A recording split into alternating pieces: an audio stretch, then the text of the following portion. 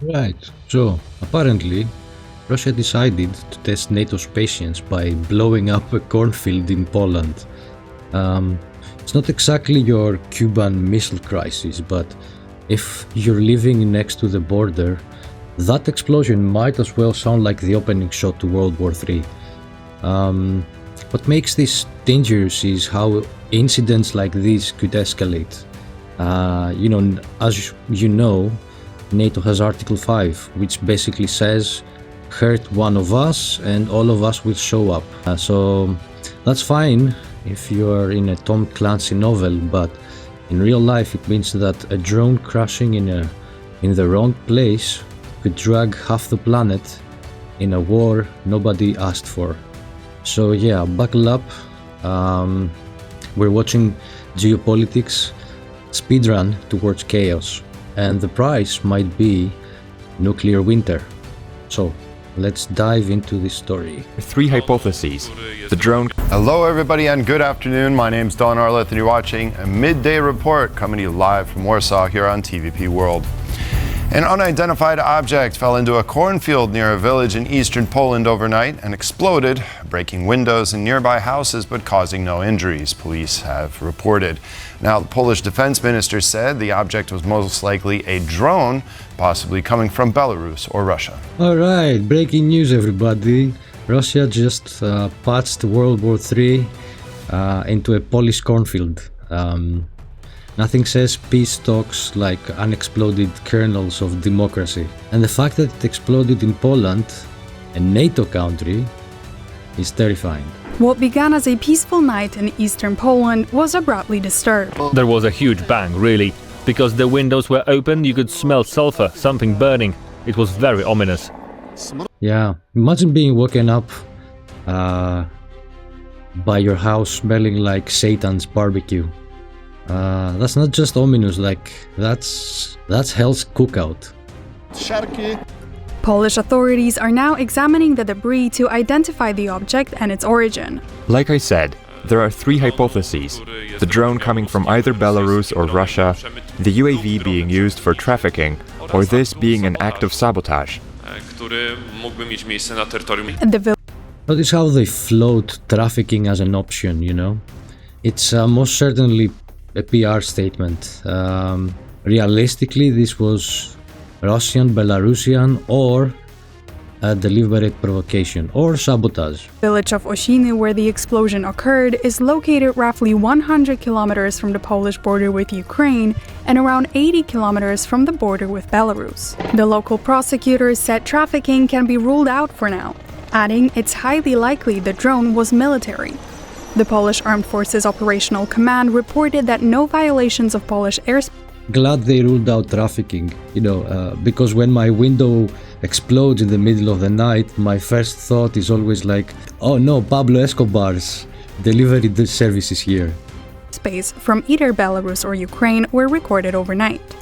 But the Polish defense minister said these reports are now being verified as the investigation continues. Ukrainian President Volodymyr Zelensky says, Wait, so Poland's radar didn't pick it up? Wait, if it's a drone, it crossed NATO borders undetected? Are you telling me we have blind spots in NATO's air defense network? Russia attacked numerous regions overnight in his country with 60 drones and a ballistic missile. Zelensky called it a treacherous strike, adding that more pressure must be put on Russia. All of these are demonstrative strikes that only confirm the need to put pressure on Moscow, the need to impose new sanctions and tariffs until diplomacy is fully effective. I thank all partners who are helping to stop this Russian war. Together with the United States, Europe, and all those who seek peace, we are working every day to guarantee security. We need strong security guarantees to ensure a truly reliable and lasting peace. Zelensky looks more and more desperate every day. He's like a desperate Twitch streamer asking for donations, Please bully Russia harder. Smash that sanction button. By the way, press that subscribe button and nukes will go flying. Iranian President Masoud Pezeshkian is in Minsk today. He was received by Belarusian President Alexander Lukashenko. The visit, which began yesterday, is intended to strengthen the Iranian-Belarusian partnership. Tehran emphasizes that the expansion of Iranian private businesses into Belarus and joint investment initiatives will be some of the key issues under. They look like two drunk uncles starting a garage band. You know, nobody asked for it, and it's going to sound really terrible. Discussion during this official state visit. Before traveling to Minsk, Pezeshkian was in Armenia, where memorandums on trade and energy cooperation were signed. The White House confirmed that Vladimir Putin has agreed to meet with President Zelensky. The focus will now be on whether or not the Kremlin makes good on its promise to the White House. Our correspondent Alex Cadier has been following these latest developments. Well, certainly this meeting confirmed by the White House. Vladimir Putin has said to Donald Trump that he will meet with President Zelensky. A lot of unanswered questions about where it may happen. But frankly, the big question looming over this is if it will happen, if President Putin will make good on his commitment. Can you imagine Putin and Zelensky in one room together? They're going to look like, divorced parents forced to talk, to their child. I don't know, it's going to be funny. To meet with President Zelensky, and when there is clearly an appetite from the White House for this to happen as soon as possible. The German Chancellor saying it could happen within 2 weeks. Where? A big question as well. Could it be in the Emirates? Could it be in Geneva? Could it be elsewhere? Vladimir Putin wanting it to happen in Moscow. Volodymyr Zelensky, the president of Ukraine, not keen on that idea. But there is also a diplomatic opportunity here. We heard in the White House that Donald Trump thinks that the Russian president wants to make a deal for him. Because of Donald Trump, a lot of skepticism on the European side. They see this meeting as something Vladimir Putin does not. If Putin sits down with Zelensky, it will be a first real test to see whether Russia actually wants peace or just wants to stall while slowly gaining more ground. He does not want to deal with Volodymyr Zelensky as a legitimate Ukrainian president, and therefore this is an opportunity on the European perspective for Vladimir Putin to show finally that actually he does not want peace, he does not want to engage in these negotiations, and show that Donald Trump cannot trust him. In Kyiv, I'm Alex Cadier for TVP World. Yeah. Switzerland is prepared to grant Vladimir Putin immunity from arrest if he travels to Geneva for peace negotiations, said Swiss Foreign Minister Ignacio Cassis. And at the same time, Cassis also clarified that immunity would only apply to official peace talks and not private visits. As I explained earlier, the Federal Council has already... it's like, sure, Mr. Putin, you can come here. Just don't kill anyone while you're, while you're attending. They treat heads of enemy states like they're Airbnb guests. Already defined the legal situation after exploring the matter in depth last year. Procedures and rules were established and a framework outlined for, let's say, granting immunity to a person wanted under an international arrest warrant should that person arrive in Switzerland for a peace conference, not if they come for private reasons, but for reasons of peace, thanks to the efforts of Switzerland and international Geneva. Switzerland has always been also, neutral. Budapest is one of the venues floated as a... But other countries' neutrality shows that they don't really want to touch the conflict directly. Every country is terrified of being that entry in the history books that is the one that tipped the balance into open Third World War. A potential host for talks between Vladimir Putin and Volodymyr Zelensky. According to Polish Prime Minister Donald Tusk, the meeting should take place elsewhere, as in 1994 in Budapest, Ukraine had already received guarantees of territorial integrity, which only led to the present-day war. Budapest? Not everyone may remember this, but in 1994 Ukraine already got assurances of territorial integrity from the US, Russia and the UK in Budapest. Cursed. Maybe I'm superstitious, but this time I would try to find another place. Yeah, it's cursed. It's the haunted house of diplomacy. Recent interview with TVP World, Diane Francis, senior fellow at the Atlantic Council, said that, quote, Trump was prevented from applying certain pressure tactics, such as imposing severe sanctions during the Alaska summit when he had the opportunity to do so. She made the comment while discussing the Ukraine peace negotiation process and the approach taken by the U.S. administration when dealing with Vladimir Putin. Yeah. What I find very odd is that for a deal maker like Trump, it's interesting that he has been prevented from pulling out some of the pressure points, such as terrible sanctions against the war machine and against Putin's oil customers. He's not done that when he can do that. Yeah, he's being very diplomatic because there's a lot of trading and a lot of money on the line, and Russia is exporting a lot of natural gas and oil and stuff like that. It's a very tough spot, you know. Donald Trump was to call Hungarian Prime Minister Viktor Orban following a meeting with Volodymyr Zelensky and European leaders. The U.S. president reportedly wanted an explanation from the Hungarian leader as to why he's blocking Ukraine's EU accession. According to Bloomberg, European leaders were to ask Trump to use his influence on Orban, as Hungary continues to say that it will block Ukraine's bid to join the EU. As of now, neither Washington nor Budapest have commented on these reports. Ukraine applied for EU membership right after... Orban blocking Ukraine's EU membership is like your house is on fire and you ask your neighbor for a ladder and he's refusing to lend it to you.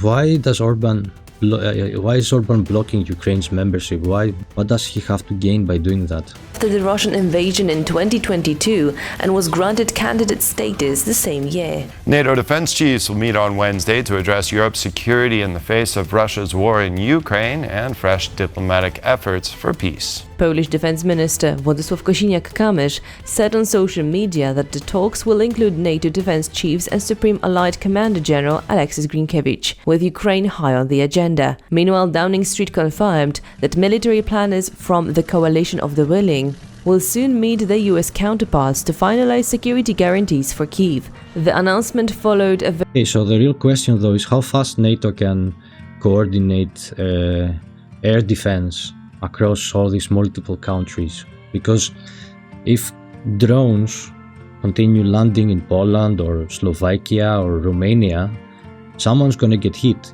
and then we're getting into an unavoidable Article 5 territory. Virtual meeting led by British Prime Minister Keir Starmer and French President Emmanuel Macron, with over 30 allied nations participating. London said leaders also agreed to keep pressure on Vladimir Putin through sanctions until he shows readiness to end his invasion. Polish defense minister has reaffirmed that Warsaw will not be sending troops to Ukraine. The official has instead described how Poland could help facilitate a peacekeeping mission to Ukraine without directly deploying troops to Ukrainian soil. We will not send Polish troops to Ukraine. The government in Warsaw adopted this position months ago, and I believe this view is shared not only by the ruling coalition members, but by all Polish people. We have other commitments to our allies, who are, by the way... Yeah, it's like, don't worry guys, we'll cheer from the sidelines, just do the fighting for us. But honestly, fair. Poland already had one drone blow up their windows. They don't really need a sequel. Understanding of our decisions, protecting NATO's eastern flanks, particularly the Polish-Belarusian border, where at any given time there are around 5,000 to 6,000 soldiers stationed, securing the frontier. We are also committed to providing infrastructure and logistics support for a prospective peacekeeping mission. A mission like that cannot be realized without Poland. Tens, hundreds, or even thousands of Polish soldiers will be involved in helping secure Allied troops stationed on Polish soil or in Ukraine. In Kosovo, a Serb suspected of war crimes has been slapped with a 30-day detention following a hearing at a lower court in Pristina. Shinsa Spasic is accused of involvement in crimes against civilians during the 1998 Kosovo War. 2 days after his arrest, the judge ruled that pre-trial detention was necessary due to the gravity of the alleged offences. Prosecutors accused Spasic and other Serbian police and army members of... It's crazy how wild... It's crazy how Europe is juggling past wars and present wars at the same time.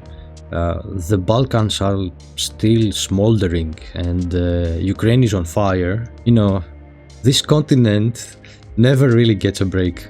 robbing and burning houses and killing 8 unarmed civilians during an operation in April 1999. They also allege that a woman was beaten, abused and raped during the attack. The court has not yet set a trial date. Oil deliveries through the Druzhba pipeline to Hungary and Slovakia have resumed. Alright, so just to close this off, the Polish defense minister says they won't send any troops in Ukraine in response to this drone. The NATO chiefs are scrambling and everyone's pointing fingers while pretending they're not scared out of their minds.